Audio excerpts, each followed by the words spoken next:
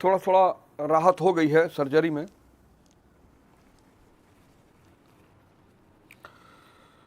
लेकिन फिर भी गीता का ये जो अध्याय है वो इतना इंपॉर्टेंट, मतलब मुझे ऐसा लगता है कि अगर यथार्थ गीता में नहीं पढ़ता तो शायद ये जन्म भी बेकार चला जाता। आप शायद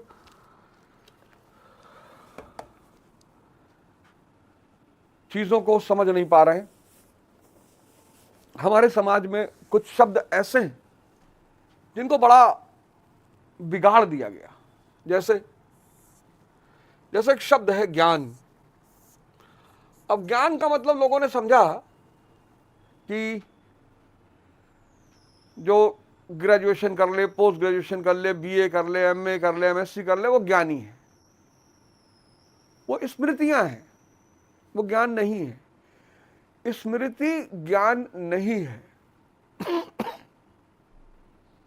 4 किताब पढ़ ली आपने, कुछ चीजें आपको पता चल गई, पर वो ज्ञान नहीं है। दूसरा शब्द सन्यासी। इस शब्द को तो इतना विकृत कर दिया गया, इतना। सन्यासी मतलब जो घर परिवार छोड़ के भाग जाए ना। ये सब जानबूझकर इन शब्दों को विकृत किया गया। फिर आश्रम, इस पे तो एक सीरीज ही बन गई ऐसी बॉबी देओल की, जिसमें दिखाया कि भाई आश्रम वो जगह है जहां पे कुकर्म हो रहे हैं। न कर्म हो रहा है, ना अकर्म हो रहा है, ना विकर्म हो रहा है, कुकर्म हो रहा है। और एक शब्द है गुरु। ये 4 शब्द भारत की संस्कृति के ज्ञान है। ज्ञान, ज्ञान मतलब अपने मूल स्वरूप को जानना कि आप कौन हैं। इसीलिए तो हमने द्विज का सिद्धांत दिया। ट्वाइस बॉर्न, एक जन्म मां देगी जब जीवन इंद्रियों पर शुरू होगा, और एक जन्म गुरु देगा जब जीवन चेतना पर होगा। सन्यासी मतलब जो होश में जी रहा है। आज 95% लोग बेहोश हैं। होश में। ये आईएएस हो सकता है, डॉक्टर हो सकता है, इंजीनियर हो सकता है, नेता हो सकता है, कुछ भी हो सकता है। सन्यास का मतलब संसार छोड़कर भागना नहीं, संसार में रहकर जागना।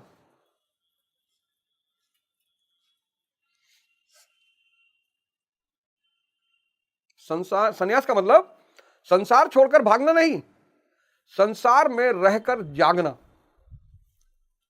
आश्रम वो जगह है जहां आपको श्रम करना सिखाया जाता है। शांति कुंज है, पंडित श्री श्री रविशंकर जी हैं, आशुतोष महाराज जी हैं, महाराज अलगनानंद हैं, सदगुरु हैं, आर्ट ऑफ इनर इंजीनियरिंग सिखा रहे हैं। आप अपने बच्चों को साल में एक बार जब छुट्टियां होती हैं, अगर आप चाहते हो कि आपके बच्चे बहुत अच्छे हो जाएं, तो कोई आश्रम पकड़िए आप।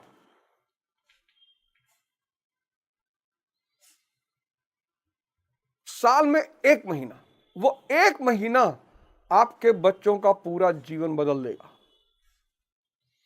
भारत के इन 4 शब्द, और गुरु मतलब प्रकाश, लाइट, जो इंद्रिय और मन रूपी अंधकार से बाहर आ चुका है, प्रकाश में हो चुका है। और प्रकाश की एक खासियत है, प्रकाश जैसे ही कहीं पहुंचेगा वहां के अंधकार को खत्म कर देगा।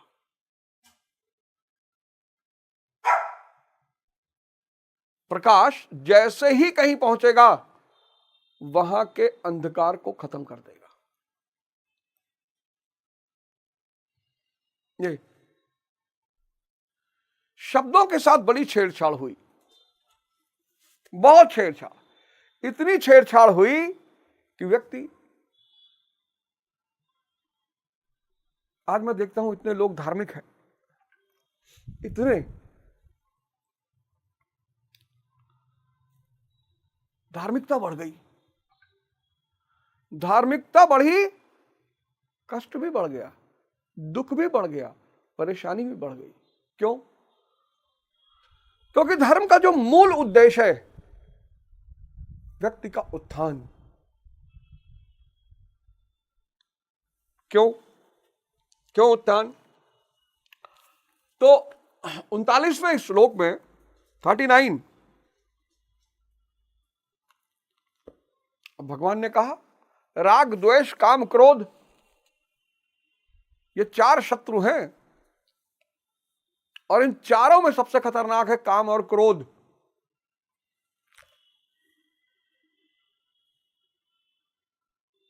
और ये ज्ञान को ढके रहते हैं। ये काम और क्रोध, ये जो थर्ड आई है, थर्ड आई,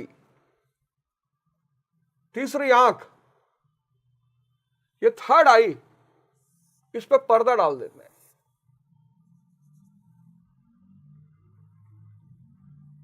ये संसार की आंखें,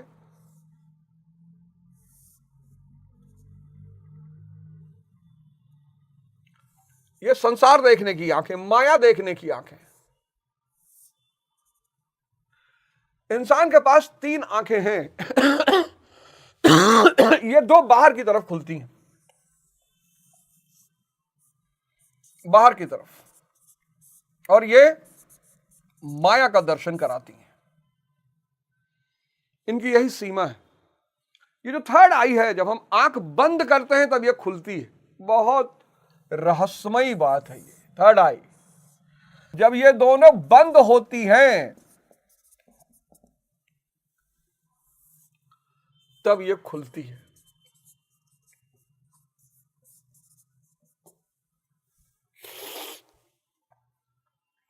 तब ये दिखाई पड़ती है, तब व्यक्ति का सामना होता है। और इन तीनों आंखों के पास ये नाक, सांस की लड़ी चल रही है। सांसों की माला से सुमिरूं मैं पी का नाम। तो ये जो आंख है, इस आंख पे काम और क्रोध रूप का पर्दा पड़ा हुआ है।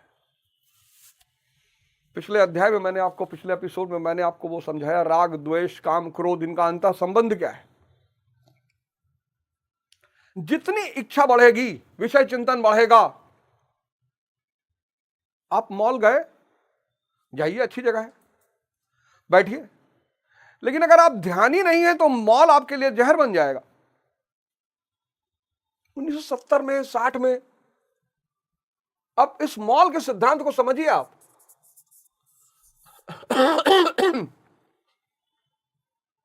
ये एलपीजी का धार्मिक स्थल है और मॉल के भी स्तर हैं। डीएलएफ मॉल मैसूर में, बंगलोर में ऐसे ऐसे मॉल हैं जहां बड़ी बड़ी एमएनसीज के सिर्फ शोरूम है। पहले एक सामान्य आदमी अगर उन मॉलों में चला जाए डिस्टर्ब हो जाएगा। अब आप मॉल के अंदर पहुंचे, शूज, वॉच, कपड़ा, फर्नीचर,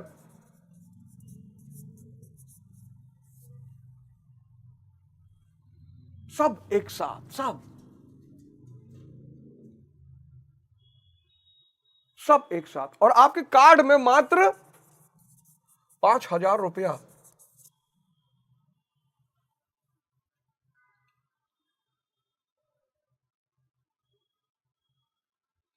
आपकी सैलरी मात्र 50,000 रुपया। 1970 में, 80 में कपड़े की दुकान अलग है, जूते की दुकान अलग है। आप वहां जाएंगे तो दिखाई पड़ेगा।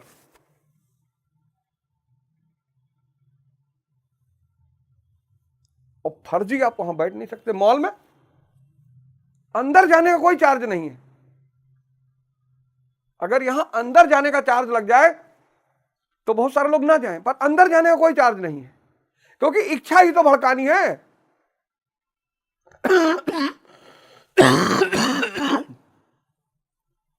अंदर जाने का कोई चार्ज नहीं। आप 1980 के दशक के किसी जूते की दुकान पे जाके फर्जी नहीं बैठ सकते थे, कपड़े की दुकान में जाके फर्जी नहीं बैठ सकते। मॉल में आप घूमिए, अब आप जब घूमेंगे और इन सारी चीजों को देखेंगे, अच्छा सिर्फ यही नहीं, आपको स्त्री दिखाई पड़ेगी, आपको पुरुष दिखाई पड़ेगा, और एक से एक रूप में दिखाई पड़ेंगे।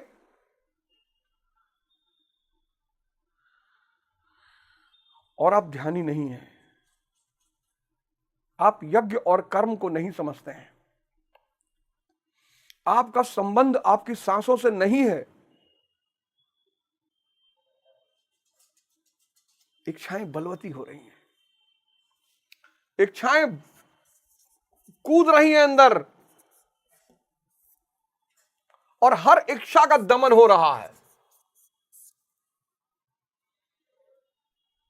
इच्छाएं कूद रही हैं, बलवती हो रही हैं, और हर इच्छा का दमन हो रहा है।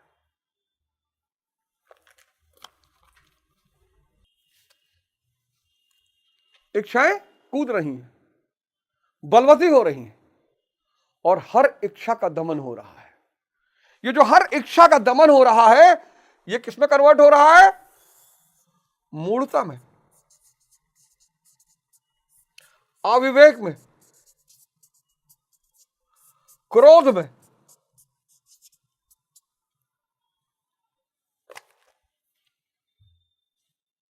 समझिए इस सारे खेल को। मूढ़ता, ये जो इच्छाओं का दमन हो रहा है, ये मूढ़ता में परिवर्तित हो रहा है, अविवेक में, क्रोध में। क्रोध ही मूढ़ता है। गोल पूरा नहीं हो रहा है, गोल पूरा नहीं हो रहा है।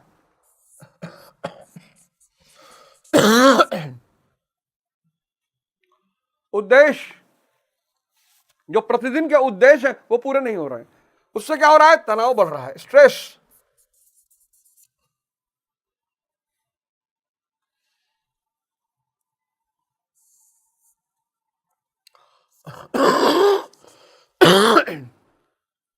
प्रतिदिन का जो गोल है वो पूरा नहीं हो रहा है, प्रतिदिन का उद्देश्य पूरा नहीं हो रहा, तनाव बढ़ रहा है, स्ट्रेस बढ़ रहा है, डिप्रेशन बढ़ रहा है, चिड़चिड़ापन बढ़ रहा है, फ्रस्ट्रेशन बढ़ रहा है, और जिंदगी नर्क होती जा रही है।